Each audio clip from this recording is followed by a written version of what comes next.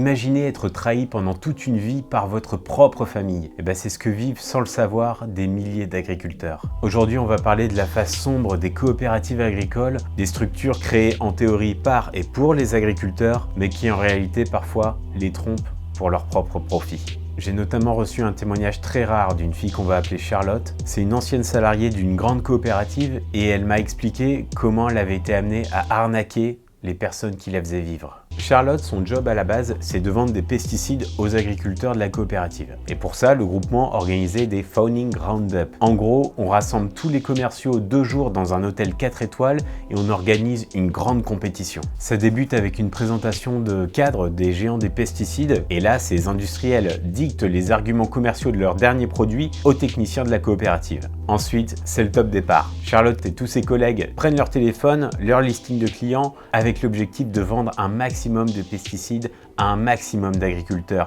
Et à chaque demi-journée, on fait le point pour désigner le meilleur vendeur. Parce qu'ici, clairement, l'idée, c'est pas d'aider les agriculteurs dans leur récolte, mais c'est tout simplement de faire du volume et un maximum de profit. Et comment on récompense les meilleurs vendeurs ? En fait, on n'a pas le droit d'offrir de primes à la vente de pesticides. C'est interdit. Mais du coup, on offre à Charlotte et à ses collègues un train de vie luxueux.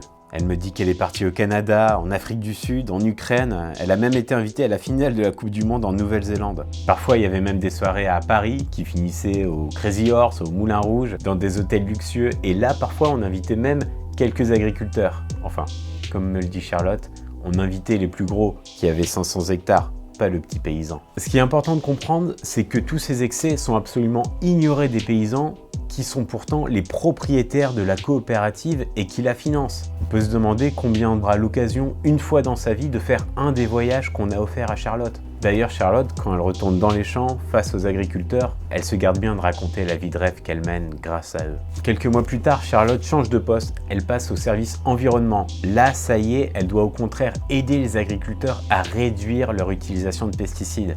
Enfin, en théorie. Parce qu'elle conçoit des logiciels pour conseiller la juste dose à acheter, mais très vite, sa coopérative lui demande de trafiquer son propre système. Très concrètement, elle doit modifier à la main des données très factuelles, comme la pluviométrie ou le matériel dont dispose l'agriculteur, tout ça afin de forcer le logiciel à afficher une dose de pesticides à acheter plus importante. Notre travail était de protéger l'environnement et les économies des agriculteurs, mais on faisait exactement l'inverse. Après certains événements, Charlotte a tourné le dos à ce monde. Elle est aujourd'hui elle-même paysanne et elle s'est fixé 2 règles, n'acheter aucun pesticide et ne pas envoyer un seul grain à une coopérative. Pour découvrir d'autres secrets de l'industrie agroalimentaire, je viens de sortir un livre enquête qui s'appelle « Le sens du bétail ».